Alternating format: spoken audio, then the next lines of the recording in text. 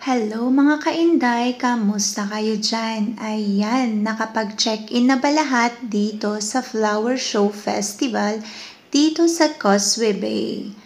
Ayan, kung hindi pa, ano pang hinihintay nyo? Napakaganda at napaka-fresh pa ng mga bulaklak. Ayan, so open po siya hanggang March 23 from 9 a.m. to 9 p.m. Ayan, so ano pang hinihintay nyo guys? Tara na at umaura at ipakita ang inyong mga tinatagong pose dyan. Oh.